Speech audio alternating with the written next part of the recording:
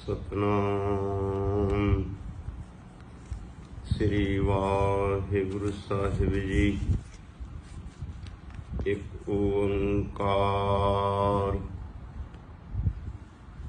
सतनाम करता पुरख निर्भव निर्वैर अकाल मूरत आजुनी सैभं गुर प्रसाद ज्ञान अंजन गुरु दिया अज्ञान अंधेर विनाश। हर कृपा ते संत भेटिया नानक मन प्रगास। जेता जियो पिंड सब तेरा तू अंतरजामी पुरख भगवान। दासन दास कहे जन नानक जेहा तुम कराहै तेहा हों करी वख्यान। दासन दास कहे जन नानक जेहा तुम कराहै तेहा हों करी वख्यान। शतर चवरत दे मालक दसों पातशाहियों के स्वरूप हाजरा हजूर याहरा जहूर जुग जुग अटल आद श्री गुरु ग्रंथ साहिब महाराज। सतगुरु सच्चे पातशाह जी दे पावन पवित्र दरबार विखे सुभाईमान गुरु रूप गुरु स्वरूप सत संगी जनों भाई फतेह अर्ज है प्रवान करना जी। वाहिगुरु जी का खालसा वाहिगुरु जी की फतेह। मानयोग सत संगी जन वडभागे हो धनता दे योग हो जो के गुरु साहिब जी की गोद का आनंद माण रहे हो। मानयोग सतसंगी जन कितने समय तो राग माज दी वार दा लड़ीवार विचार आरंभ है। अज जो राग माज दी सतवीं पौड़ी है, सतवीं पौड़ी का विचार आरंभ है। सतवीं पौड़ी का जो दूसरा श्लोक है उसका विचार आरंभ है। वाहिगुरु खिमा करना, तीसरा श्लोक जो है सतवीं पौड़ी का उसका विचार आरंभ है। तीसरे श्लोक के अंदर जगत गुरु बाबा धन गुरु नानक देव साहिब महाराज की पावन पवित्र उपदेश बख्शिश करते हैं। आप सरवण करो जी। महला पहला पंज निवाजा वखत पंज पंजा पंजे नाम। पहला सच हलाल दोए तीजा खैर खुदाए। पंज निवाजा वक्त पंज पंजा पंजे नाम। पहला सच हलाल दोए तीजा खैर खुदाए। इस शब्द दे अंदर जो पहले दो ਸਲੋਕ ਆਪਾਂ ਪਹਿਲੇ ਵਿਚਾਰ ਚੁੱਕੇ ਹਾਂ। ਉਹਨਾਂ ਦੇ ਅੰਦਰ ਇੱਕ ਸੱਚੇ ਸੁੱਚੇ ਮੁਸਲਮਾਨ ਦੇ ਰੂਪ ਨੂੰ ਸਤਿਗੁਰੂ ਜੀ ਨੇ ਦਰਸਾਇਆ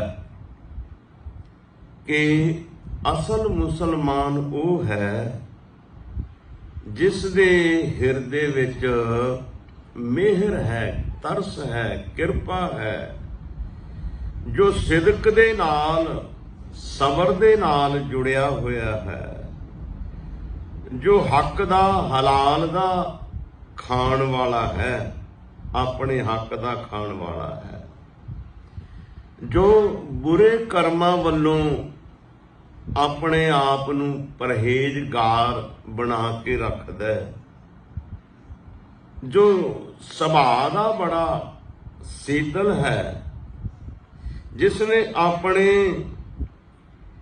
ਜੀਵਨ ਨੂੰ ਸ਼ੁਭ ਕਰਮਾਂ ਦੇ ਨਾਲ ਜੋੜਿਆ ਹੋਇਆ ਹੈ, ਜੋ ਪਰਾਇਆ ਹੱਕ ਨਹੀਂ ਖਾਂਦਾ, ਇਹ ਸਮਝਦਾ ਪਰਾਇਆ ਹੱਕ ਮੇਰੇ ਵਾਸਤੇ ਮੁਰਦਾ ਖਾਣ ਦੇ ਤੁੱਲ ਹੈ, ਜਿਸ ਨੂੰ ਇਹ ਸਮਝ ਹੈ ਜੇ ਮੈਂ ਪਰਾਇਆ ਹੱਕ ਖਾਵਾਂਗਾ ਤੇ ਗੁਰੂ ਪੀਰ ਮੇਰੀ ਹਾਮੀ ਨਹੀਂ ਭਰੇਗਾ, ਜਿਸ ਨੂੰ ਇਹ ਪਤਾ ਕਿ ਗੱਲਾਂ ਦੇ ਨਾਲ ਭੇਸਤ ਸਵਰਗ ਨਹੀਂ ਜਾਇਆ ਸਕਦਾ, ਜਿਸ ਨੂੰ ਇਹ ਪਤਾ ਹੈ ਵੀ ਹਰਾਮ ਦੇ ਸਮਾਨ ਵਿੱਚ, ਹਰਾਮ ਦੇ ਭੋਜਨ ਵਿੱਚ ਜਿੰਨੇ ਸੁੰਦਰ ਮਰਜ਼ੀ ਮਸਾਲੇ ਪਾ ਦਿੱਤੇ ਜਾਣ, ਸਵਾਦਿਸ਼ਟ ਤੇ ਬਣ ਸਕਦਾ ਹੈ ਉਹ ਭੋਜਨ, ਪਰ ਹਲਾਲ ਦਾ ਨਹੀਂ ਬਣ ਸਕਦਾ। ਐਸਾ ਜੋ ਇਨਸਾਨ ਹੈ, ਐਸਾ ਜੋ ਮੁਸਲਮਾਨ ਹੈ, ਉਸ ਬਾਬਤ ਜਗਤ ਗੁਰੂ ਬਾਬਾ ਜੀ ਹੁਣ ਕਹਿੰਦੇ ਨੇ ਵੀ ਤੇਰੀਆਂ ਨਵਾਜ਼ਾਂ ਜਿਹੜੀਆਂ ਨੇ ਉਹ ਕੈਸੀਆਂ ਹੋਣੀਆਂ ਚਾਹੀਦੀਆਂ ਨੇ। ਤੇਰਾ ਜੀਵਨ ਤੇ ਪਹਿਲਾਂ ਬਾਬਾ ਨਾਨਕ ਨੇ ਦੱਸਿਆ, ਹੁਣ ਹੋਰ ਜੀਵਨ ਦੇ ਅੰਦਰ ਜੋ ਮੁਸਲਮਾਨ ਵੀਰ 5 ਨਵਾਜ਼ਾਂ ਪੜ੍ਹਦੇ ਨੇ, ਉਹਨਾਂ 5 ਨਵਾਜ਼ਾਂ ਦਾ ਸਤਿਗੁਰੂ ਜੀ ਨੇ ਖੁਲਾਸਾ ਕੀਤਾ। ਹਜ਼ੂਰ ਕੀ ਕਹਿੰਦੇ ਨੇ? 5 ਨਿਵਾਜਾਂ ਵਕਤ 5, ਪੰਜਾ ਪੰਜੈ ਨਾਮ। 5 ਨਿਵਾਜਾਂ ਨੇ ਤੇ 5 ਦੇ ਹੀ ਵੱਖਰੋ ਵੱਖਰੇ 5 ਨਾਮ ਨੇ, ਤੇ ਉਹਨਾਂ 5 ਨੂੰ ਨਿਵਾਜਾਂ ਨੂੰ ਪੜ੍ਹਨ ਦਾ ਟਾਈਮ ਵੀ ਵੱਖਰੋ ਵੱਖਰਾ ਹੈ।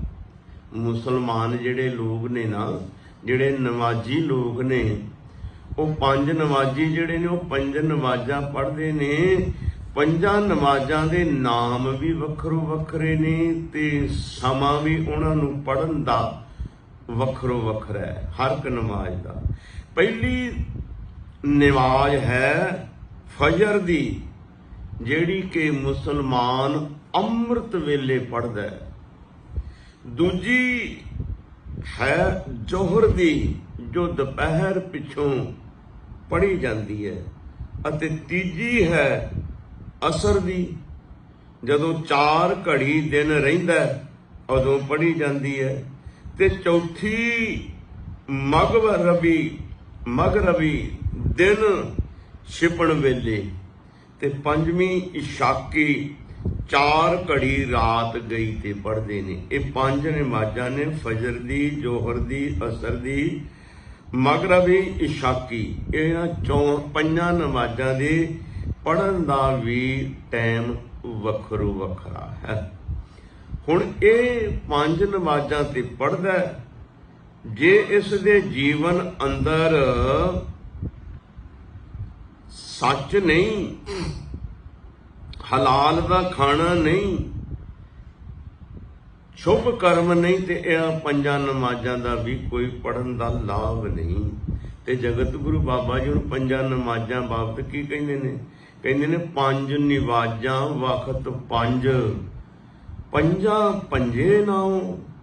5 ਨਿਵਾਜਾਂ ਹਨ, ਉਹਨਾਂ 5 ਨਿਵਾਜਾਂ ਦੇ ਪੜ੍ਹਨ ਦੇ ਵਕਤ ਵੀ ਵੱਖਰੋ ਵੱਖਰੇ ਨੇ, ਤੇ ਉਹਨਾਂ ਦੇ ਨਾਮ ਵੀ ਵੱਖਰੋ ਵੱਖਰੇ ਹਨ। ਤੇ ਹੁਣ ਜਗਤ ਗੁਰੂ ਬਾਬਾ ਜੀ ਪਹਿਲੀ ਨਮਾਜ਼ ਬਾਬਤ ਕਹਿੰਦੇ ਨੇ, ਪਹਿਲਾ ਸੱਚ।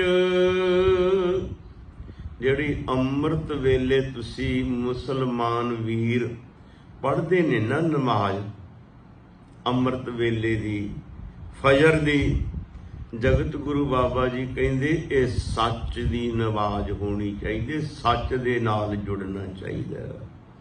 ਮੈਂ ਪਹਿਲੇ ਸਲੋਕਾਂ ਦੇ ਵਿਚਾਰ ਵਿੱਚ ਵੀ ਇਹ ਗੱਲ ਕੀਤੀ ਸੀ ਵੀ ਇਹ ਬਾਣੀ ਜਿਹੜੀ ਹੈ, ਇਹ ਸ਼ਬਦ ਜਿਹੜੇ ਨੇ ਕਿਸੇ ਮੁਸਲਮਾਨ ਮੌਲਵੀ ਕਾਜੀ ਦੇ ਨਾਲ ਗਿਆਨ ਚਰਚਾ ਵੇਲੇ ਉਚਾਰਨ ਕੀਤੇ ਹੋਏ ਨੇ ਬਾਬੇ ਨਾਨਕ ਦੇ, ਪਰ ਇਹ ਜੋ ਮੁਸਲਮਾਨ ਕਿਸੇ ਕਾਜੀ ਮੌਲਵੀ ਨੂੰ ਉਪਦੇਸ਼ ਹੈ ਨਾ, ਇਹ ਹੋਰ ਧਰਮਾਂ ਦੇ ਵੀ ਜਿਹੜੇ ਧਾਰਮਿਕ ਪੁਰਸ਼ ਨੇ ਉਹਨਾਂ ਤੇ ਵੀ ਲਾਗੂ ਹੁੰਦਾ ਹੈ। ਜੇ ਕਾਜੀ ਤੇ ਸੱਚ ਬੋਲਣ ਦਾ ਫਤਵਾ ਲਾਗੂ ਹੁੰਦਾ ਵੀ ਸੱਚ ਨਾਲ ਜੁੜ, ਕਿ ਸਿੱਖ ਧਰਮ ਦਾ ਜਿਹੜਾ ਗਿਆਨੀ ਗ੍ਰੰਥੀ ਹੈ ਉਹਦੇ ਤੇ ਲਾਗੂ ਨਹੀਂ ਹੁੰਦਾ ਸੱਚ ਦਾ, ਕਿ ਹਿੰਦੂ ਧਰਮ ਦੇ ਪੰਡਤ ਉਹਨਾਂ ਤੇ ਲਾਗੂ ਨਹੀਂ ਹੁੰਦਾ, ਪਾਦਰੀ ਤੇ ਲਾਗੂ ਨਹੀਂ ਹੁੰਦਾ, ਸਭ ਤੇ ਲਾਗੂ ਹੁੰਦਾ ਹੈ। ਇਹ ਤੇ ਗੁਰੂ ਸਾਹਿਬ ਜੀ ਨੇ ਵੇਖਿਆ, ਜਿਹੜੀ ਚੀਜ਼ ਸਾਹਮਣੇ ਆ ਗਈ ਉਸ ਨੂੰ ਹੀ ਲੈ ਕੇ ਸਤਿਗੁਰੂ ਜੀ ਨੇ ਉਪਦੇਸ਼ ਦੇ ਦਿੱਤਾ। ਜੋ ਵੀ ਸਮੇਂ ਦੇ ਮੁਤਾਬਕ ਸਾਹਮਣੇ ਆਇਆ ਉਸ ਨੂੰ ਹੀ ਸਾਹਮਣੇ ਰੱਖ ਕੇ ਮਨੁੱਖਤਾ ਨੂੰ ਉਪਦੇਸ਼ ਦੇ ਦਿੱਤਾ। ਹੁਣ ਸਤਿਗੁਰੂ ਕਹਿੰਦੇ ਸੱਚ ਨਾਲ ਜੁੜ, ਪਹਿਲੀ ਤੇਰੀ ਨਿਵਾਜ ਅੰਮ੍ਰਿਤ ਵੇਲੇ ਦੀ ਹੈ, ਤੂੰ ਸੱਚ ਦਾ ਧਾਰਨੀ ਹੋਣਾ ਚਾਹੀਦਾ ਹੈ।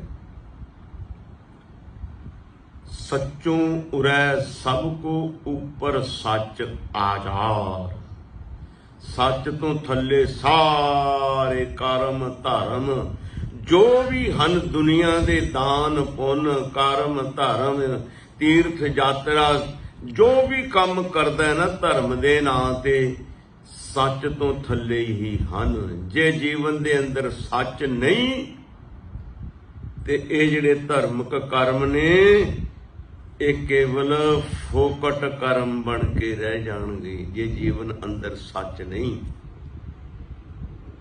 ਸੱਚ ਤੋਂ ਸਭ ਕੁਝ ਥੱਲੇ ਹੈ। ਤੀਰਥ ਯਾਤਰਾ ਕਰੇ ਤੂੰ, ਧਰਮ ਕਰਮ ਕਰੇ, ਪੁੰਨ ਦਾਨ ਕਰੇ, ਹੋਰ ਤੂੰ ਸਿਮਰਨ ਭਜਨ ਬੈਠ ਕੇ ਕਰੇ, ਜੇ ਤੇਰੇ ਜੀਵਨ ਅੰਦਰ ਸੱਚ ਨਹੀਂ ਤੇ ਇਹ ਕਿਸੇ ਲੇਖੇ ਦੇ ਅੰਦਰ ਨਹੀਂ। ਸਭ ਤੋਂ ਉੱਪਰ ਸੱਚ ਹੈ। ਸੱਚ ਕੀ ਹੈ? ਸੱਚ ਹੈ ਪਰਮੇਸ਼ਵਰ। ਜਿਹੜਾ ਪਰਮੇਸ਼ਵਰ ਦੇ ਨਾਲ ਹੀ ਨਹੀਂ ਜੁੜਿਆ ਉਹ ਜੋ ਮਰਜ਼ੀ ਧਰਮ ਕਰਮ ਕਰੀ ਚੱਲੇ, ਫੋਕਟ ਕਰਮ ਰਹਿ ਜਾਣਗੇ। ਆਦ ਸੱਚ ਜੁਗਾਦ ਸੱਚ ਹੈ ਵੀ ਸੱਚ, ਨਾਨਕ ਹੋਸੀ ਵੀ ਸੱਚ। ਉਹ ਜੋ ਸੱਚ ਸਦਾ ਰਹਿਣ ਵਾਲਾ ਅਟਲ, ਇਸ ਸੰਸਾਰ ਦੀ ਸ਼ੁਰੂਆਤ ਤੋਂ ਵੀ ਪਹਿਲਾਂ, ਇਹ ਸੰਸਾਰ ਬ੍ਰਹਿਮੰਡ ਰਚਣ ਤੋਂ ਵੀ ਪਹਿਲਾਂ ਜੋ ਸੱਚ ਵਾਹਿਗੁਰੂ ਆਦ ਸੱਚ, ਜੁਗਾਦ ਜੋ ਜੁਗਾਂ ਦੇ ਅੰਦਰ ਵੀ ਸੱਚ, ਜੋ ਇਸ ਟਾਈਮ ਵੀ ਸੱਚ ਹੈ, ਜੋ ਆਉਣ ਵਾਲੇ ਸਮੇਂ ਦੇ ਅੰਦਰ ਵੀ ਸੱਚ ਹੋਵੇਗਾ, ਉਸ ਸੱਚ ਦੇ ਨਾਲ ਜੁੜਨਾ, ਸੱਚ ਦਾ ਧਾਰਨੀ ਹੋਣਾ, ਇਹ ਪਹਿਲੀ ਨਿਮਾਜ਼ ਹੈ। ਜੇ ਮੌਲਵੀ ਵਾਸਤੇ ਕਾਜੀ ਵਾਸਤੇ ਹੁਕਮ ਹੈ ਤੇ ਹਰ ਇੱਕ ਧਾਰਮਿਕ ਇਨਸਾਨ ਵਾਸਤੇ ਹੁਕਮ ਹੈ ਵੀ ਤੂੰ ਸੱਚ ਦੇ ਨਾਲ ਜੁੜ। ਹਰ ਇੱਕ ਬ੍ਰਹਿਮੰਡ ਦੇ ਮਨੁੱਖ ਮਾਤਰ ਨੂੰ ਇਹ ਹੁਕਮ ਹੈ ਵੀ ਤੂੰ ਸੱਚ ਦੇ ਨਾਲ ਜੁੜ। ਜਿਹੜਾ ਸੱਚ ਨਹੀਂ ਬੋਲਦਾ ਉਹ ਕਿਤੇ ਵੀ ਪ੍ਰਵਾਨ ਨਹੀਂ, ਦੁਨੀਆ ਦੇ ਵਿੱਚ ਵੀ ਪ੍ਰਵਾਨ ਨਹੀਂ ਉਹਨੂੰ ਕੀਤਾ ਜਾਂਦਾ ਤੇ ਨਿਰੰਕਾਰ ਦੀ ਦਰਗਾਹ ਵਿੱਚ ਵੀ ਨਹੀਂ ਕੀਤਾ ਜਾਂਦਾ, ਜਿਹੜਾ ਸੱਚ ਨਾਲ ਨਹੀਂ ਜੁੜਿਆ। ਸੋ ਗੁਰੂ ਸਾਹਿਬ ਜੀ ਕਹਿੰਦੇ ਨੇ ਪਹਿਲੀ ਜਿਹੜੀ ਨਮਾਜ਼ ਹੈ, ਪਹਿਲਾ ਸੱਚ, ਸੱਚ ਨਾਲ ਜੁੜਨਾ, ਅੰਮ੍ਰਿਤ ਵੇਲੇ ਦੀ ਨਮਾਜ਼। ਤੇ ਦੂਜੀ ਨਮਾਜ਼ ਹਲਾਲ, ਹੱਕ ਦਾ ਖਾਣਾ, ਪਰਾਇਆ ਹੱਕ ਨਹੀਂ ਖਾਣਾ। ਹੁਣ ਅਸੀਂ ਆਪਣੇ ਅੰਦਰ ਝਾਤੀ ਮਾਰੀਏ, ਐ ਦੁਨੀਆ ਦੇ ਲੋਗੋ ਮੈਂ ਵੀ ਤੁਹਾਡੇ ਵਿੱਚ ਹਾਂ। ਕਿੰਨਾ ਕੁ ਅਸੀਂ ਸੱਚ ਨਾਲ ਜੁੜੇ ਹਾਂ ਅਤੇ ਕਿੰਨਾ ਕੁ ਅਸੀਂ ਹੱਕ ਦੀ ਖਾਂਦੇ ਹਾਂ। ਵੇਖਣ ਵਿੱਚ ਆ ਰਿਹਾ ਇਹ ਸੰਸਾਰ 5% ਲੋਕ ਹੋਣਗੇ ਬ੍ਰਹਿਮੰਡ ਦੇ ਅੰਦਰ, ਸਿਰਫ ਕੇਵਲ 5% ਜਿਹੜੇ ਕਿ ਸੱਚ ਨਾਲ ਜੁੜੇ ਹੋਏ ਨੇ, ਜਿਹੜੇ ਕਿ ਹੱਕ ਦੀ ਖਾਂਦੇ ਨੇ। ਬਹੁਤ ਤਾਦਾਦ ਦੇ ਅੰਦਰ ਲੋਕ ਸੱਚ ਨਾਲੋਂ ਟੁੱਟੇ ਨੇ, ਆਪਣਾ ਹੱਕ ਅਨਹੱਕ ਨਹੀਂ ਪਹਿਚਾਨਦੇ। ਤੋ ਜਗਤ ਗੁਰੂ ਬਾਬਾ ਜੀ ਕਹਿੰਦੇ ਐ ਕਾਜੀ ਸਾਹਿਬ, ਐ ਮੌਲਵੀ ਸਾਹਿਬ, ਨਿਵਾਜ ਪਹਿਲੀ ਸੱਚ ਦੀ ਤੇ ਦੂਜੀ ਹਲਾਲ ਖਾਣਾ, ਹੱਕ ਦਾ ਖਾਣਾ, ਇਹ ਦੂਜੀ ਨਵਾਜ਼ ਹੈ। ਤੇ ਤੀਜੀ ਨਵਾਜ਼ ਕੀ ਹੈ? ਪਹਿਲਾ ਸੱਚ ਹਲਾਲ ਦੋਏ, ਤੀਜਾ ਖੈਰ ਖੁਦਾਏ। ਖੈਰ ਮੰਗਣੀ ਸਾਰਿਆਂ ਦੀ। ਜਗਤ ਗੁਰੂ ਬਾਬਾ ਜੀ ਦਾ ਨਾਰਾ ਹੀ ਇਹ ਹੈ, ਨਾਨਕ ਨਾਮ ਚੜ੍ਹਦੀ ਕਲਾ, ਤੇਰੇ ਭਾਣੇ ਸਰਬੱਤ ਦਾ ਭਲਾ। ਕਈ ਵਿਦਵਾਨ ਇਸ ਖੈਰ ਦਾ ਅਰਥ ਖੈਰਾਤ ਵੀ ਕਰਦੇ ਨੇ, ਵੀ ਪਰਮੇਸ਼ਵਰ ਦੇ ਨਾਮ ਤੇ, ਅੱਲਾਹ ਤਾਲਾ ਦੇ ਨਾਮ ਤੇ ਜੋ ਦਸਾਂ ਨੋਆਂ ਦੀ ਕਿਰਤ ਕਮਾਈ ਕੀਤੀ ਹੈ ਉਹਦੇ ਵਿੱਚੋਂ ਖੈਰਾਤ ਦੇਣੀ, ਦਾਨ ਪੁੰਨ ਕਰਨਾ। ਤੇ ਕਈ ਵਿਦਵਾਨ ਖੈਰ ਦਾ ਅਰਥ ਕਰਦੇ ਨੇ ਵੀ ਖੈਰ ਮੰਗਣੀ, ਭਲਾ ਮੰਗਣਾ, ਸਰਬੱਤ ਦਾ ਭਲਾ ਮੰਗਣਾ। ਜੇ ਸਰਬੱਤ ਦਾ ਭਲਾ ਮੰਗੇਗਾ ਤੇ ਸਰਬੱਤ ਦੇ ਵਿੱਚ ਤੂੰ ਵੀ ਆ ਜਾਏਗਾ। ਤੀਜੀ ਨਵਾਜ਼ ਮਨੁੱਖ ਵਾਸਤੇ ਕਾਜੀ ਸਾਹਿਬ, ਪਹਿਲੀ ਨਵਾਜ਼ ਤੇ ਹੈ ਸੱਚ ਦੀ, ਦੂਜੀ ਹਲਾਲ ਹੱਕ ਦੀ ਖਾਣਾ, ਤੇ ਤੀਜੀ ਸਾਰਿਆਂ ਦੀ ਖੈਰ ਮੰਗਣੀ। ਤੇ ਚੌਥੀ ਨਵਾਜ਼, ਚੌਥੀ ਨੀਅਤ ਰਾਸ। ਚੌਥੀ ਨਵਾਜ਼ ਹੈ ਨੀਅਤ ਨੂੰ ਰਾਸ ਰੱਖਣਾ, ਸਾਫ਼ ਰੱਖਣਾ ਨੀਅਤ ਨੂੰ। ਜੇ ਨੀਅਤ ਸਾਫ਼ ਨਹੀਂ, ਸਾਰੇ ਕਰਮ ਧਰਮ ਕੀਤੇ ਹੋਏ ਕਿਸੇ ਅਰਥ ਨਹੀਂ। ਨੀਅਤ ਰਾਸ ਰੱਖਣੀ, ਮਨ ਨੂੰ ਸਾਫ਼ ਰੱਖਣਾ, ਬੁਰੇ ਕਰਮਾਂ ਤੋਂ ਪਰਹੇਜ਼ਗਾਰ ਹੋਣਾ। ਚੌਥੀ ਨੀਅਤ ਰਾਸ। ਮਨ ਪੰਜਵੀਂ ਸਿਫਤ ਸੁਣਾਏ, ਚੌਥੀ ਨਿਵਾਜ ਤੇ ਨੀਅਤ ਨੂੰ ਰਾਸ ਰੱਖਣਾ। ਤੇ ਪੰਜਵੀਂ ਨਵਾਜ਼ ਹੈ ਪਰਮੇਸ਼ਵਰ ਦੀ ਸਿਫਤ ਸ਼ਲਾਘਾ ਕਰਨੀ, ਵਾਹਿਗੁਰੂ ਦੀ, ਅੱਲਾਹ ਤਾਲਾ ਖੁਦਾ ਦੀ ਉਪਮਾ ਵਡਿਆਈ ਕਰਨੀ, ਭਾਵ ਉਸ ਦਾ ਜਸ ਕਰਨਾ। ਕਿਸੇ ਰੂਪ ਵਿੱਚ ਵੀ ਕਰ ਲੈ, ਉਹਨੂੰ ਯਾਦ ਰੱਖਣਾ।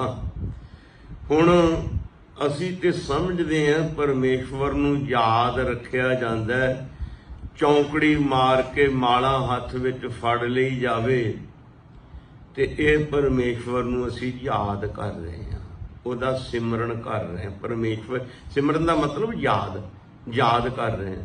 ਜਾਂ ਅਸੀਂ ਧਾਰਮਿਕ ਸਥਾਨ ਤੇ ਬੈਠੇ ਹਾਂ, ਵਾਜੇ ਗਾਜੇ ਸਾਜ਼ ਵੱਜਦੇ ਨੇ ਤੇ ਮਿੱਠੀ ਧੁਨ ਦੇ ਵਿੱਚ ਕੋਈ ਸ਼ਬਦ ਕੀਰਤਨ ਹੋ ਰਿਹਾ ਤੇ ਅਸੀਂ ਕਹਿੰਦੇ ਵੀ ਅਸੀਂ ਰੱਬ ਨੂੰ ਯਾਦ ਕਰ ਰਹੇ ਹਾਂ। ਹੁਣ ਇਹ ਦੱਸੋ, ਮਾਂ ਪੁੱਤਰ ਨੂੰ ਯਾਦ ਕਰਦੀ ਹੈ, ਯਾਦ ਕਰਨ ਵਾਸਤੇ ਚੌਂਕੜੀ ਮਾਰ ਕੇ ਉਹਨੂੰ ਮਾਲਾ ਫੜਨ ਦੀ ਲੋੜ ਪੈਂਦੀ ਹੈ? ਪੁੱਤਰ ਨੂੰ ਯਾਦ ਕਰਨ ਵਾਸਤੇ ਕਿ ਪੁੱਤਰ ਨੂੰ ਯਾਦ ਕਰਨ ਵਾਸਤੇ ਢੋਲਕੀਆਂ ਛੈਣਿਆਂ ਦੀ ਲੋੜ ਪੈਂਦੀ ਹੈ? ਕਿ ਪੁੱਤਰ ਨੂੰ ਯਾਦ ਕਰਨ ਦੇ ਵਾਸਤੇ ਬਹੁਤੇ ਲੋਕਾਂ ਦਾ ਇਕੱਠ ਕਰਕੇ ਬੈਠਣ ਦੀ ਲੋੜ ਪੈਂਦੀ ਹੈ? ਇੱਕ ਪਤਨੀ ਆਪਣੇ ਪਤੀ ਨੂੰ ਯਾਦ ਕਰਦੀ ਹੈ, ਕੋਈ ਢੋਲਕੀਆਂ ਛੈਣੇ ਵਜਾ ਕੇ ਕਰਦੀ ਹੈ, ਕੋਈ ਚੌਂਕੜੀ ਮਾਰ ਕੇ ਸਮਾਧੀ ਲਾ ਕੇ ਕਰਦੀ ਹੈ। ਉਹ ਕੰਮਕਾਰ ਵੀ ਕਰਦੀ ਹੈ, ਤੁਰਦੀ ਫਿਰਦੀ ਵੀ ਹੈ, ਸਭ ਕੁਝ ਕਰਦੀ ਹੈ, ਮਾਂ ਦੇ ਹਿਰਦੇ ਵਿੱਚ ਪੁੱਤਰ ਵਸਿਆ, ਪੁੱਤਰ ਦੀ ਯਾਦ ਵਸੀ ਹੋਈ ਹੈ। ਇਸਤਰੀ ਦੇ ਹਿਰਦੇ ਵਿੱਚ ਆਪਣੇ ਪਤੀ ਦੀ ਯਾਦ ਵਸੀ ਹੈ। ਸਭ ਕੁਝ ਕੰਮ ਕਰਦਿਆਂ ਇਹ ਜਗਤ ਗੁਰੂ ਬਾਬੇ ਨਾਨਕ ਦਾ ਮਿਸ਼ਨ ਹੈ ਵੀ ਐ ਬੰਦੇ ਸੰਸਾਰ ਵਿੱਚ ਰਹਿੰਦਿਆਂ, ਪਰਿਵਾਰ ਵਿੱਚ ਰਹਿੰਦਿਆਂ, ਪਦਾਰਥਾਂ ਵਿੱਚ ਰਹਿੰਦਿਆਂ ਰੱਬ ਨੂੰ ਯਾਦ ਕਰਨਾ, ਉਸ ਵਾਹਿਗੁਰੂ ਨੂੰ ਯਾਦ ਕਰਨਾ। ਜੈਸੇ ਜਲ ਮੈਂ ਕਮਲ ਨਰਾਲਮ ਮੁਰਗਾਈ ਨੈਸਾਣੇ, ਸ਼ਬਦ ਸੁਰਤ ਭਵ ਸਾਗਰ ਤਰੀਐ, ਨਾਨਕ ਨਾਮ ਵਖਾਣੈ। ਰਹਿ ਇਕਾਂਤ ਏਕੋ ਮਨ ਵਸਿਆ, ਆਸਾ ਮਾਹੇ ਨਰਾਸੋ। ਆਸਾ ਦੇ ਵਿੱਚ ਨਰਾਸ ਰਹਿਣਾ। ਜਲ ਦੇ ਵਿੱਚ ਜਿਵੇਂ ਮੁਰਗਾਬੀ ਪਾਣੀ ਵਿੱਚ ਰਹਿੰਦੀ, ਪਾਣੀ ਤੋਂ ਅਸੰਗ ਰਹਿੰਦੀ ਹੈ। ਕਮਲ ਫੁੱਲ ਚਿੱਕੜ ਪਾਣੀ ਦੇ ਵਿੱਚ ਰਹਿੰਦਾ, ਪਾਣੀ ਤੋਂ ਅਸੰਗ ਰਹਿੰਦਾ ਹੈ। ਪਾਣੀ ਨਹੀਂ ਉਹਨੂੰ ਪਹੁੰਚਦਾ, ਕਮਲ ਫੁੱਲ ਨੂੰ ਚਿੱਕੜ ਨਹੀਂ ਲੱਗਦਾ, ਮੁਰਗਾਬੀ ਨੂੰ ਪਾਣੀ ਨਹੀਂ ਪਹੁੰਚਦਾ। ਜਦੋਂ ਮਰਜੀ ਉਹ ਉਡਾਰੀ ਮਾਰਦੀ, ਪੰਖ ਸੁੱਕੇ। ਇਸੇ ਤਰ੍ਹਾਂ ਇਹ ਸੰਸਾਰ ਆਸਾ ਰੂਪੀ ਹੈ। ਇਸ ਆਸਾ ਰੂਪੀ ਸੰਸਾਰ ਦੇ ਵਿੱਚ ਰਹਿੰਦਿਆਂ ਹੋਇਆਂ ਨਿਰਾਸ਼ ਰਹਿਣਾ, ਭਾਵ ਆਤਮਾ ਪਰਮੇਸ਼ਵਰ ਨਾਲ ਜੁੜਿਆ ਰਹਿਣਾ। ਸੰਸਾਰ ਤੋਂ ਉਪਰਾਮ ਨਿਰਾਸ਼ ਰਹਿਣਾ। ਸੰਸਾਰ ਨਹੀਂ ਛੱਡਣਾ, ਕੰਮ ਨਹੀਂ ਛੱਡਣੇ, ਪਰਿਵਾਰ ਨਹੀਂ ਛੱਡਣਾ, ਪਦਾਰਥ ਨਹੀਂ ਛੱਡਣਾ। ਇਹ ਬਾਬੇ ਨਾਨਕ ਦਾ ਮਿਸ਼ਨ ਹੈ। ਸੰਸਾਰ ਵਿੱਚ, ਪਰਿਵਾਰ ਵਿੱਚ, ਪਦਾਰਥਾਂ ਵਿੱਚ ਰਹਿਣਾ। ਜਿਵੇਂ ਮਾਂ ਕੰਮਕਾਰ ਕਰਦੀ ਹੈ, ਪਰਿਵਾਰ ਨੂੰ ਪਾਲਦੀ ਹੈ, ਬੱਚਿਆਂ ਨੂੰ, ਹੋਰਨਾਂ ਬੱਚਿਆਂ ਨੂੰ ਸਕੂਲ ਭੇਜਦੀ ਹੈ, ਕੱਪੜੇ ਧੋਂਦੀ ਹੈ, ਭੋਜਨ ਬਣਾਉਂਦੀ ਹੈ, ਘਰ-ਬਾਰ ਸਵਾਰਦੀ ਹੈ। ਜਿਹੜਾ ਬੱਚਾ ਦੂਰ ਗਿਆ ਉਹਨੂੰ ਹਿਰਦੇ ਵਿੱਚ ਯਾਦ ਰੱਖਦੀ ਹੈ, ਉਹਦੀ ਯਾਦ ਵਿੱਚ ਵਸਿਆ ਹੋਇਆ। ਪਤਨੀ ਵੀ ਇਸੇ ਤਰ੍ਹਾਂ ਕਰਦੀ ਹੈ। ਪਤਨੀ ਵੀ ਸਾਰੇ ਘਰੇਲੂ ਕੰਮ, ਦੁਨਿਆਵੀ ਕੰਮ ਕਰਦੀ ਹੈ, ਪਰ ਉਹਦੀ ਸੁਰਤ ਵਿੱਚ ਪਤੀ ਵਸਿਆ ਹੋਇਆ ਹੈ। ਐਸੇ ਤਰ੍ਹਾਂ ਸਾਡੀ ਸੁਰਤ ਵਿੱਚ ਰੱਬ ਵਸ ਜਾਣਾ ਚਾਹੀਦਾ ਹੈ।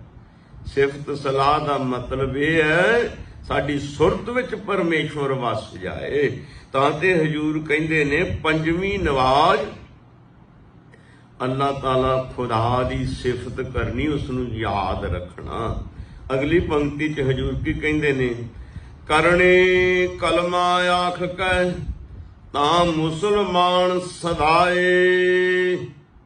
ਮੁਸਲਮਾਨ ਵੀਰ ਕਲਮਾ ਪੜ੍ਹਦੇ ਨੇ, ਲਾ ਇਲਾਹਾ ਇਲੱਲਾਹ ਮੁਹੰਮਦ ਰਸੂਲ ਅੱਲਾਹ, ਉਹਨਾਂ ਦਾ ਕਲਮਾ ਹੈ। ਇਸ ਕਲਮੇ ਨੂੰ ਪੜ੍ਹਦੇ ਨੇ। ਹਜ਼ੂਰ ਕਹਿੰਦੇ ਨੇ ਕਲਮਾ ਤੇਰਾ ਹੋਣਾ ਚਾਹੀਦਾ, ਅੱਛੀ ਕਰਨੀ, ਸ਼ੁਭ ਕਰਮ, ਸ਼ੁਭ ਆਚਰਣ ਜੀਵਨ ਦਾ।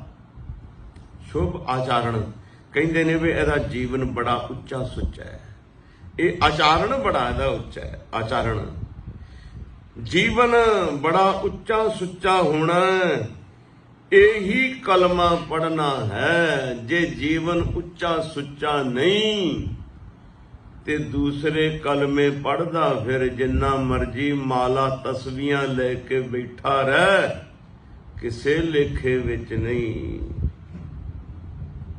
ਐ ਬੰਦੇ, ਐ ਇਨਸਾਨ, ਤਸਬੀਹ ਫੜੀ ਤੇਰੀ, ਅੱਲਾ ਅੱਲਾ ਕੀਤਾ, ਵਾਹਿਗੁਰੂ ਵਾਹਿਗੁਰੂ ਕੀਤਾ, ਰਾਮ ਰਾਮ ਕੀਤਾ, ਤਾਂ ਹੀ ਲੇਖੇ ਵਿੱਚ ਹੈ।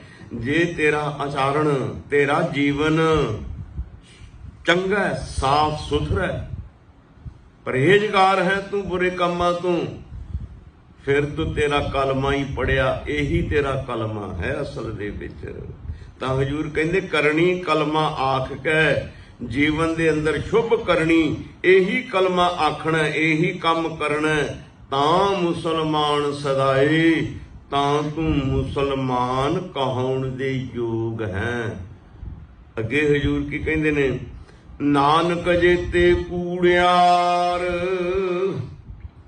ਕੂੜੈ ਕੂੜੀ ਪਾਏ। ਨਾਨਕ ਜੇਤੇ ਕੂੜਿਆਰ, ਕੂੜਿਆਰ ਤੋਂ ਭਾਵ ਝੂਠ, ਕੂੜ ਝੂਠ।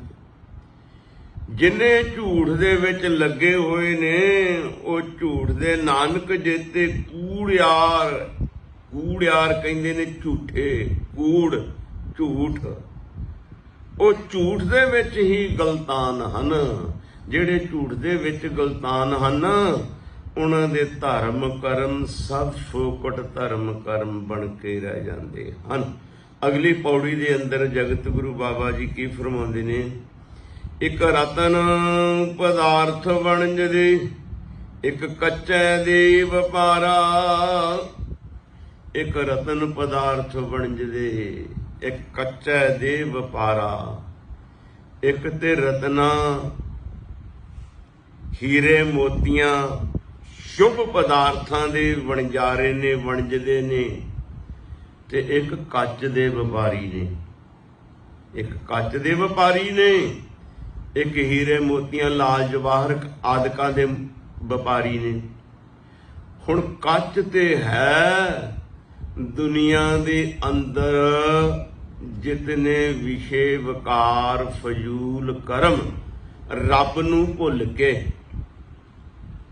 ਤੇ ਰਤਨ ਹੀਰੇ ਮੋਤੀ ਕੀ ਹੈ, ਸ਼ੁਭ ਕਰਮ ਧਰਮ ਸੱਚ। ਸ਼ਬਦ ਗੁਰ ਕਾ ਸ਼ਬਦ ਰਤਨ ਹੈ, ਹੀਰੇ ਜਿੱਤ ਜੜਾਓ। ਗੁਰੂ ਦਾ ਸ਼ਬਦ ਰਤਨ ਹੈ, ਹੀਰਿਆਂ ਮੋਤੀਆਂ ਦੇ ਨਾਲ ਜੜਿਆ ਹੋਇਆ। ਇੱਕ ਸ਼ਬਦ ਦੇ ਅੰਦਰ ਸਤਿਗੁਰੂ ਜੀ ਨੇ ਕਈ ਹੀਰੇ ਮੋਤੀ ਜੜੇ ਨੇ। ਇੱਕ ਸ਼ਬਦ ਉਚਾਰਨ ਦੇ ਵਿੱਚ ਹਜੂਰ ਨੇ ਕਿਹਾ, ਬੰਦੇ ਸੱਚ ਬੋਲ, ਐ ਬੰਦੇ ਹਲਾਲ ਖਾ, ਐ ਬੰਦੇ ਸਰਬ ਦਾ ਭਲਾ ਮਨਾ। ਇਹ ਹੀਰੇ ਮੋਤੀ ਨੇ, ਇਹ ਸ਼ੁਭ ਗੁਣ ਜਿਹੜੇ ਨੇ ਹੀਰੇ ਮੋਤੀ ਨੇ। ਤੇ ਜਿਹੜਾ ਕਾਮ ਕ੍ਰੋਧ ਲੋਭ ਮੋਹ ਝੂਠ ਹੰਕਾਰ ਇਹਨਾਂ ਦਾ ਵਪਾਰ, ਇਹ ਕੱਚ ਦਾ ਵਪਾਰ ਹੈ। ਤੋ ਹਜੂਰ ਕਹਿੰਦੇ ਇੱਕ ਰਤਨ ਪਦਾਰਥ ਵਣਜਦੇ, ਇੱਕ ਕੱਚਾ ਦੇ ਵਪਾਰਾ, ਇੱਕ ਕੱਚ ਦੇ ਵਪਾਰ ਕਰਨ ਵਾਲੇ ਹਨ। ਸਤਿਗੁਰ ਤੁਠੈ ਪਾਈਨ ਅੰਦਰ ਰਤਨ ਭੰਡਾਰਾ। ਜੇ ਕਿਤੇ ਸਤਿਗੁਰੂ ਤੁਠੇ, ਸਤਿਗੁਰੂ ਮਿਹਰ ਕਰ ਦੇਵੇ, ਰੱਬ ਮਿਹਰ ਕਰ ਦੇਵੇ, ਸਾਡੇ ਅੰਦਰ ਰਤਨਾਂ ਦੇ ਭੰਡਾਰ ਭਰੇ ਪਏ ਨੇ, ਹੀਰੇ ਮੋਤੀਆਂ ਦੇ ਭੰਡਾਰ ਅੰਦਰ ਹੀ ਭਰੇ ਨੇ। ਬੰਦਾ ਤੇ ਉਹੀ ਹੈ, ਪਹਿਲਾਂ ਕੱਚ ਦਾ ਵਪਾਰੀ ਸੀ, ਬੜੇ ਬੁਰੇ ਕੰਮ ਕਰਦਾ ਸੀ, ਸ਼ਰਾਬ ਕਬਾਬ ਗਾਲੀ ਗਲੋਚ ਲੜਾਈ ਪੜਾਈ ਨਫ਼ਰਤ ਨਿੰਦਿਆ ਚੁਗਲੀ, ਇਹ ਕੱਚ ਦਾ ਵਪਾਰੀ ਸੀ। ਉਹੀ ਬੰਦਾ ਅੰਦਰੋਂ ਹਰ ਇੱਕ ਨਾਲ ਪਿਆਰ ਕਰਦਾ, ਸੱਚ ਬੋਲਦਾ, ਸਭ ਦਾ ਭਲਾ ਮੰਗਦਾ, ਸਭ ਦੇ ਨਾਲ ਰਲ ਕੇ ਰਹਿੰਦਾ, ਉਹਦੇ ਅੰਦਰੋਂ ਹੀ ਸ਼ੁਭ ਗੁਣ ਪ੍ਰਗਟ ਹੋ ਗਏ। ਇਸ ਅੰਦਰ ਹੀ ਭੰਡਾਰੇ ਭਰੇ ਪਏ ਨੇ। ਇਸ ਬੰਦੇ ਦੇ ਅੰਦਰ ਸ਼ੁਭ ਗੁਣਾਂ ਦੇ ਭੰਡਾਰੇ ਭਰੇ ਨੇ। ਪਰ ਜੇ ਸਤਿਗੁਰੂ ਤੁਰਠ ਪੈਣ, ਸਤਿਗੁਰ ਕਿਰਪਾ ਕਰ ਦੇਣ, ਕਿਤੇ ਮਿਹਰ ਕਰ ਦੇਣ, ਸਤਿਗੁਰ ਤੁਠੇ ਪਾਈਆਂ ਅੰਦਰ ਰਤਨ ਭੰਡਾਰਾ, ਸਾਡੇ ਅੰਦਰ ਹੀ ਰਤਨਾਂ ਦੇ ਭੰਡਾਰ ਭਰੇ ਪਏ ਨੇ। ਸ਼ੁਭ ਗੁਣਾਂ ਦੇ ਭੰਡਾਰ ਅੰਦਰ ਹੀ ਹਨ। ਵਿਣ ਗੁਰ ਕਿਨੈ ਨਾ ਲੱਦਿਆ, ਅੰਧੇ ਭੌਕ ਮੂਏ ਕੂੜਿਆਰਾ। ਵਿਣ ਗੁਰ ਕਿਨੈ ਨਾ ਲੱਦਿਆ, ਗੁਰੂ ਤੋਂ ਬਗੈਰ ਇਹ ਰਤਨ ਪਦਾਰਥ ਕਿਸੇ ਨੂੰ ਲੱਭੇ ਨਹੀਂ। ਗੁਰੂ ਤੋਂ ਭਾਵ ਗਿਆਨ ਤੋਂ ਬਗੈਰ। ਅੰਧੇ ਭੌਕ ਮੂਏ ਕੂੜਿਆਰਾ, ਅੰਧੇ ਜਿਹੜੇ ਗਿਆਨ ਤੋਂ ਹੀਣੇ ਨੇ। ਅਗਿਆਨ ਹੈ ਅੰਧਾਪਨ ਤੇ ਗਿਆਨ ਹੈ ਰੌਸ਼ਨੀ। ਜਿਹਨਾਂ ਨੂੰ ਗਿਆਨ ਮਿਲ ਗਿਆ, ਜਿਹੜੇ ਗੁਰੂ ਨਾਲ ਜੁੜ ਗਏ, ਗਿਆਨ ਨਾਲ ਜੁੜ ਗਏ। ਗਿਆਨ ਗੁਰੂ ਆਤਮ ਉਪਦੇਸੋ, ਗਿਆਨ ਗੁਰੂ ਹੈ, ਗਿਆਨ ਗੁਰੂ ਹੈ। ਜਿਹੜੇ ਗਿਆਨ ਨਾਲ ਜੁੜ ਗਏ ਉਹਨਾਂ ਤੇ ਕਿਰਪਾ ਹੋ ਗਈ, ਉਹਨਾਂ ਨੂੰ ਅੰਦਰੋਂ ਹੀ ਰਤਨ ਹੀਰੇ ਮੋਤੀ ਲੱਭ ਗਏ। ਤੇ ਜਿਹੜੇ ਅੰਧੇ ਇਨਸਾਨ ਗਿਆਨ ਤੋਂ ਹੀਣੇ, ਉਹ ਇਸ ਸੰਸਾਰ ਦੇ ਅੰਦਰ ਭੌਂਕਦੇ ਭਾਵ ਕਲਪਦੇ, ਉਹਨਾਂ ਨੂੰ ਸ਼ਾਂਤੀ ਨਹੀਂ, ਆਤਮਿਕ ਤੌਰ ਤੇ ਸ਼ਾਂਤੀ ਨਹੀਂ, ਕੁਰਜਦੇ, ਕਲਪਦੇ, ਤੜਫਦੇ, ਬਹਿਬਲ ਹੁੰਦੇ, ਉਹਨਾਂ ਦਾ ਜੀਵਨ ਬਤੀਤ ਹੁੰਦਾ ਹੈ। ਤੋ ਹਜੂਰ ਪਾਤਸ਼ਾਹ ਜੀ ਕੀ ਕਹਿੰਦੇ ਨੇ, ਵਿਣ ਗੁਣ ਕਿਨੇ ਨ ਲੱਦਿਆ, ਅੱਧੇ ਅੰਧੇ ਭੌਂਕ ਮੂਏ ਕੂੜਿਆਰਾ। ਗੁਰ ਤੋਂ ਬਗੈਰ ਕਿਸੇ ਨੂੰ ਗੁਣ ਲੱਭੇ ਨਹੀਂ, ਗਿਆਨ ਤੋਂ ਬਗੈਰ ਗੁਣ ਲੱਭੇ ਨਹੀਂ, ਪਦਾਰਥ ਲੱਭੇ ਨਹੀਂ। ਤੇ ਜਿਹੜੇ ਅਗਿਆਨੀ ਪੁਰਸ਼ ਨੇ ਉਹ ਭੌਂਕ ਮੂਏ ਕੂੜਿਆਰਾ, ਉਹ ਕੂੜਿਆਰ ਝੂਠ ਦੇ ਵਿੱਚ, ਅਗਿਆਨਤਾ ਦੇ ਵਿੱਚ ਹੀ ਫਸੇ ਕਲਪਦੇ ਰਹਿੰਦੇ ਹਨ। ਮਨਮੁਖ ਦੂਜੇ ਪਚ ਮੂਏ, ਨਾ ਬੂਝੇ ਵਿਚਾਰਾ। ਮਨਮੁਖ ਮਨ ਦੀ ਮਰਜ਼ੀ ਕਰਨ ਵਾਲੇ ਪਰਮੇਸ਼ਵਰ ਨੂੰ ਛੱਡ ਕੇ ਦੂਜੇ ਪਚ ਮੂਏ, ਦੂਜੇ ਸੰਸਾਰ ਮਾਇਆ ਦੇ ਵਿੱਚ ਗ੍ਰਸ ਕੇ, ਮਾਇਆ ਦੇ ਜਾਲ ਵਿੱਚ ਫਸ ਕੇ ਪਚ ਮੂਏ, ਮਰ ਗਏ। ਆਤਮਿਕ ਜੀਵਨ ਖਤਮ ਹੋ ਗਿਆ। ਅਸਲੀ ਜੀਵਨ ਆਤਮਿਕ ਜੀਵਨ ਹੈ, ਅਮਲੀ ਜੀਵਨ ਹੈ। ਮੌਤ ਹੈ ਜੀਵਨ ਦਾ, ਇਨਸਾਨ ਦਾ ਅਮਲੀ ਜੀਵਨ ਖਤਮ ਹੋ ਜਾਣਾ, ਆਤਮਿਕ ਜੀਵਨ ਖਤਮ ਹੋ ਜਾਣਾ। ਕੇਵਲ ਇੱਕ ਜਿਉਂਦੀ ਲਾਸ਼ ਤੁਰੀ ਫਿਰਦੀ ਹੈ, ਅੰਦਰ ਅਮਲੀ ਜੀਵਨ ਤੇ ਹੈ ਨਹੀਂ, ਆਤਮਿਕ ਜੀਵਨ ਤੇ ਹੈ ਨਹੀਂ, ਲਾਸ਼ ਹੀ ਤੁਰੀ ਫਿਰਦੀ ਹੈ। ਜਿਵੇਂ ਸਵਾਸਾਂ ਤੋਂ ਬਗੈਰ ਲਾਸ਼ ਹੋਵੇ, ਇਸੇ ਤਰ੍ਹਾਂ ਆਤਮਿਕ ਜੀਵਨ ਅਮਲੀ ਜੀਵਨ ਤੋਂ ਬਗੈਰ ਇਹਦਾ ਜੀਵਨ ਨਹੀਂ ਹੈ। ਤੋ ਸਤਿਗੁਰੂ ਜੀ ਕਹਿੰਦੇ ਨੇ, ਮਨਮੁਖ ਦੂਜੇ ਪਚ ਮੂਏ, ਮਾਇਆ ਦੇ ਵਿੱਚ ਫਸ ਕੇ ਮਰ ਗਏ, ਅਮਲੀ ਜੀਵਨ ਖਤਮ ਕਰ ਗਏ। ਨਾ ਬੂਝੇ ਵਿਚਾਰਾ, ਨਾ ਉਹਨਾਂ ਨੂੰ ਕੋਈ ਗਿਆਨ ਹੋਇਆ, ਨਾ ਕੁਝ ਬੁੱਝਿਆ, ਨਾ ਵਿਚਾਰਿਆ, ਨਾ ਸੋਚਿਆ, ਨਾ ਸਮਝਿਆ। ਸੰਸਾਰ ਦੇ ਵਿੱਚ ਰਹਿ ਕੇ ਐਵੇਂ ਜੀਵਨ ਬਰਬਾਦ ਕਰ ਲਿਆ। ਇਕਸ ਬਾਝੋਂ ਦੂਜਾ ਕੋ ਨਹੀਂ, ਕਿਸੇ ਅੱਗ ਹੈ ਕਰੇ ਇਹ ਪੁਕਾਰਾ।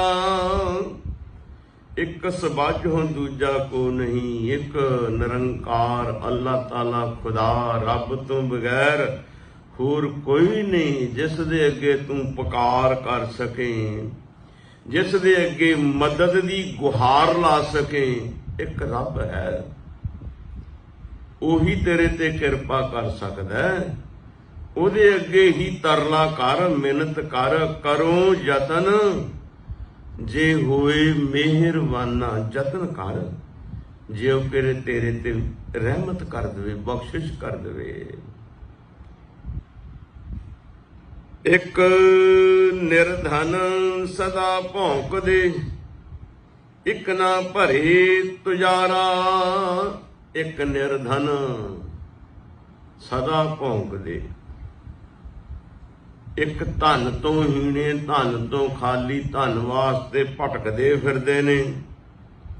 ਇੱਕ ਨਾ ਦੀ ਤੁਜਾਰਾ, ਤੁਜੌਰੀਆਂ ਭਰੀਆਂ ਪਈਆਂ, ਖਜ਼ਾਨੇ ਭਰੇ ਪਏ ਨੇ। ਇੱਕ ਇਨਸਾਨ ਦੁਨਿਆਵੀ ਮਾਇਆ ਦੇ ਵਾਸਤੇ ਭਟਕਦਾ ਫਿਰਦਾ ਤੇ ਇੱਕ ਦੇ ਬੈਂਕ ਭਰੇ ਹੋਏ ਨੇ। ਇੱਕ ਇਨਸਾਨ ਜਿਹੜਾ ਮਾਇਆ ਦੁਨਿਆਵੀ ਦੇ ਨਾਲ, ਦੁਨਿਆਵੀ ਧਨ ਦੇ ਨਾਲ ਤੇ ਬੈਂਕ ਭਰੇ ਨੇ, ਰੱਜਿਆ ਪਿਆ। ਪਰਮੇਸ਼ਵਰ ਦੇ ਨਾਮ ਰੂਪੀ, ਯਾਦ ਰੂਪੀ, ਗਿਆਨ ਰੂਪੀ ਧਨ ਕੋਲ ਹੈ ਨਹੀਂ। ਉਹ ਨਿਰਧਨ ਹੈ। ਜਿਨ ਕੇ ਪੱਲੇ ਧਨ ਵਸੇ, ਤਿਨ ਕਾ ਨਾਉ ਫਕੀਰ। ਜਿਨ ਕੇ ਹਿਰਦੇ ਤੂੰ ਵਸੇ, ਤੇ ਨਰ ਗੁਣੀ ਗਹੀਰ। ਜਿਨ੍ਹਾਂ ਦੇ ਹਿਰਦੇ ਵਿੱਚ ਰੱਬ ਵਸਦਾ ਨਾ, ਅਸਲੀ ਧਨਵਾਨ ਉਹੀ ਨੇ। ਧਨਵੰਤ ਨਾਮ ਕੇ ਵਣਜਾਰੇ, ਜਿਹੜੇ ਨਾਮ ਦੇ ਵਪਾਰ ਕਰਨ ਵਾਲੇ ਨੇ, ਉਹੀ ਧਨਵਾਨ ਹਨ। ਇਹ ਦੁਨਿਆਵੀ ਧਨ ਤਾਂ ਜੀਵਨ ਦੀ ਗੁਜ਼ਰਾਨ ਵਾਸਤੇ ਦਿੱਤਾ ਪਰਮੇਸ਼ਵਰ ਨੇ। ਅਸੀਂ ਇਹਨੂੰ ਬੈਂਕ ਭਰ ਕੇ ਰੱਖ ਦਿੰਨੇ ਆ। ਅਸੀਂ ਸੋਚਦੇ ਵੀ ਇਹ ਸਾਡਾ। ਹਜੂਰ ਕਹਿੰਦੇ, ਛੂਮੈ ਧਨ ਰਾਖਣ ਕੋ ਦੀਆ, ਮੁਗਧ ਕਹੈ ਧਨ ਮੇਰਾ। ਜਮ ਕਾ ਡੰਡ ਮੂੰਡ ਮੈਂ ਲਾਗੈ, ਖਿਨ ਮਹਿ ਕਰੇ ਨਵੇਰਾ। ਛੂਮ ਨੂੰ ਧਨ ਰੱਖਣ ਵਾਸਤੇ ਦਿੱਤਾ ਹੈ ਵੀ ਤੂੰ ਸਾਂਭੀ ਰੱਖ। ਜਿਸ ਵੇਲੇ ਐਂਡ ਸਮਾਂ ਆਉਂਦਾ, ਚੱਲ ਬਈ ਸੰਸਾਰ ਤੋਂ ਜਾਣ ਦਾ ਸਮਾਂ ਆ ਗਿਆ, ਉੱਠ ਹੁਣ ਚੱਲੀਏ, ਉਸ ਵੇਲੇ ਫੈਸਲਾ ਹੋ ਜਾਂਦਾ ਤੂੰ ਤੇ ਐਵੇਂ ਰਾਖੀ ਕਰਦਾ ਫਿਰਦਾ ਸੀ, ਇਹਨੂੰ ਸਾਂਭਣ ਵਾਲੇ ਤੇ ਹੋਰ ਆ ਗਏ। ਸੋ ਹਜ਼ੂਰ ਕਹਿੰਦੇ ਨੇ ਇਹ ਮਾਇਆ ਧਨ ਤੇ ਦੁਨੀਆ ਦੇ ਵਿੱਚ ਰਹਿੰਦਿਆਂ ਹੋਇਆਂ ਜੀਵਨ ਦਾ ਸਫ਼ਰ ਸੁਖੈਨ ਬਣਾਉਣ ਵਾਸਤੇ ਹੈ। ਅਸਲੀ ਧਨ ਤੇ ਪਰਮੇਸ਼ਵਰ ਦਾ ਨਾਮ ਹੈ। ਜਿਨ੍ਹਾਂ ਨੇ ਪਰਮੇਸ਼ਵਰ ਦੇ ਨਾਮ ਨੂੰ ਪ੍ਰਾਪਤ ਕਰ ਲਿਆ, ਜਿਨ੍ਹਾਂ ਦੇ ਪਰਮੇਸ਼ਵਰ ਦੇ ਨਾਮ ਨਾਲ ਖਜ਼ਾਨੇ ਭਰ ਲਏ ਨੇ, ਤਿਜੋਰੀਆਂ ਭਰ ਲਈਆਂ ਨੇ, ਉਹਨਾਂ ਦਾ ਜੀਵਨ ਸਫਲ ਹੈ। ਜਿਨ੍ਹਾਂ ਨੇ ਦੁਨਿਆਵੀ ਧਨ ਦੇ ਨਾਲ ਖਜ਼ਾਨੇ ਭਰੇ ਨੇ, ਉਹ ਦੁਨਿਆਵੀ ਧਨ ਤੇ ਇੱਥੇ ਹੀ ਰਹਿ ਜਾਣਾ। ਵਿਣ ਨਾਮੈ ਹੋਰ ਧਨ ਨਾਹੀਂ, ਹੋਰ ਵਿਖਿਆ ਸਭ ਇਸ਼ਾਰਾ। ਗੁਰੂ ਸਾਹਿਬ ਜੀ ਨੇ ਅਗਲੀ ਪੰਕਤੀ ਦੇ ਵਿੱਚ ਖੁਲਾਸਾ ਹੀ ਕਰ ਦਿੱਤਾ ਹੈ। ਉਹ ਕਹਿੰਦੇ ਵਿਣ ਨਾਮੈ ਹੋਰ ਧਨ ਨਾਹੀਂ, ਨਾਮ ਤੋਂ ਬਗੈਰ, ਗਿਆਨ ਤੋਂ ਬਗੈਰ ਹੋਰ ਸੱਚਾ ਸੁੱਚਾ ਧਨ ਕੋਈ ਨਹੀਂ। ਹੋਰ ਵਿਖਿਆ, ਵਿਖਿਆ ਕਹਿੰਦੇ ਨੇ ਜ਼ਹਿਰ ਨੂੰ, ਸਭ ਇਸ਼ਾਰਾ, ਇਸ਼ਾਰਾ ਕਹਿੰਦੇ ਛਾਰ ਸਵਾਹ ਨੂੰ, ਖਾਕ ਨੂੰ। ਪਰਮੇਸ਼ਵਰ ਦਾ ਨਾਮ ਹੀ ਸੱਚਾ ਧਨ ਹੈ। ਇਹ ਦੁਨਿਆਵੀ ਧਨ ਤੇ ਇੱਕ ਖਾਕ ਵਰਗਾ ਹੈ, ਛਾਰ ਵਰਗਾ ਹੈ, ਇਹ ਤੇ ਜ਼ਹਿਰੀਲਾ ਹੈ। ਇਹ ਧਨ ਤੇ ਇਨਸਾਨ ਨੂੰ ਮਦਹੋਸ਼ ਕਰ ਦਿੰਦਾ ਹੈ, ਪਾਗਲ ਕਰ ਦਿੰਦਾ ਹੈ।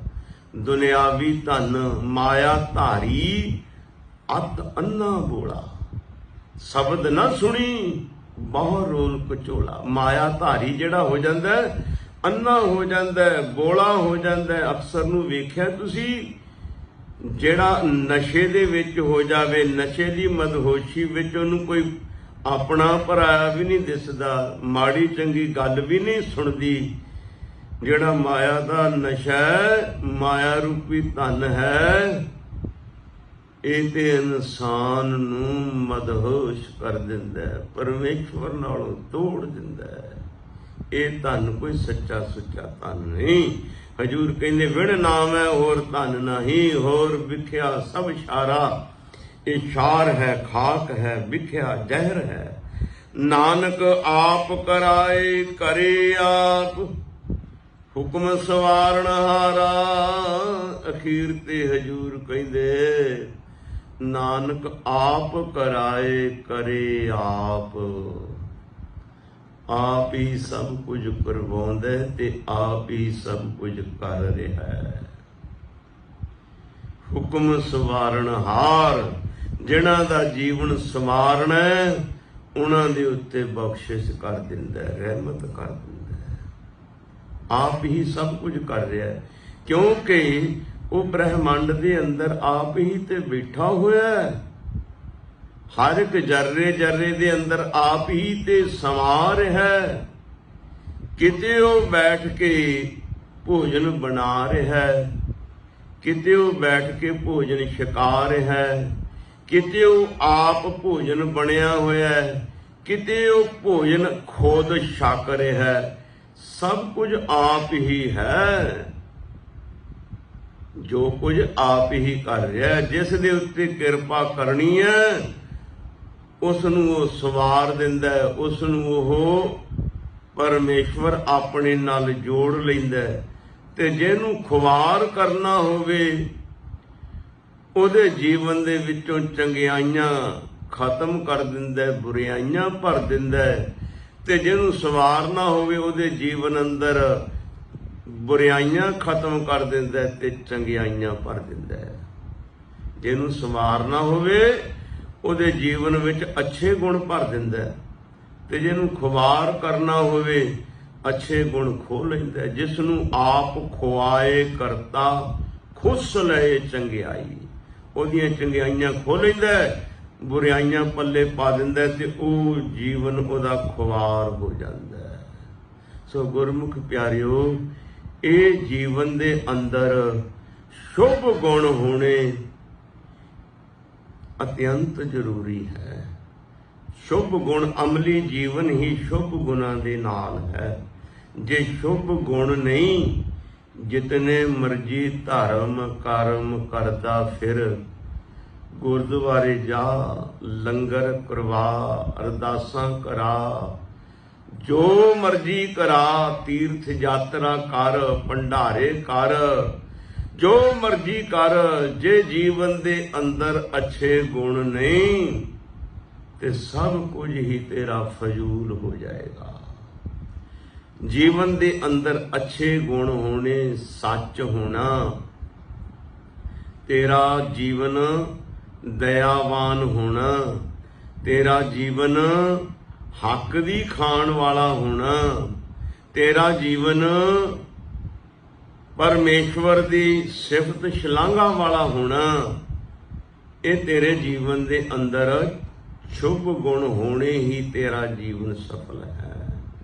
जिस ते किरपा होए ਉਹੀ शुभ गुणां नाल जुड़ सकदा है। गुरु करे किरपा साडे जीवन दे अंदर शुभ गुण पैदा हो जाण, तां कि जीवन हो जाए लोक सुखीए परलोक सुहेले।